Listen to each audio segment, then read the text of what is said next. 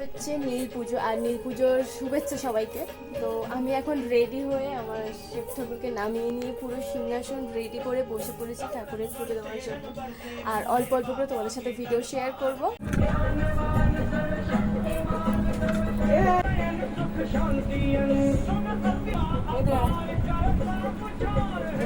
এখন প্রসাদের প্রস্তুতি চলছে, মা নিয়ে এদিকে ফল কাটছে, এদিকে অর্ধেক কাটা হয়ে গেছে, আমাদের কাটা হয়ে গেছে, এদিকে মানে প্রসাদ রেডি।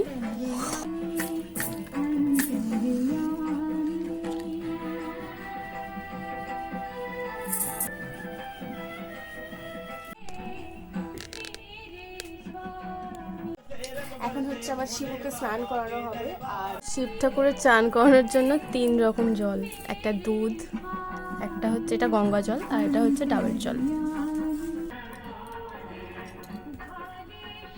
ওই দর না কোথাও ডাবের জল দুধ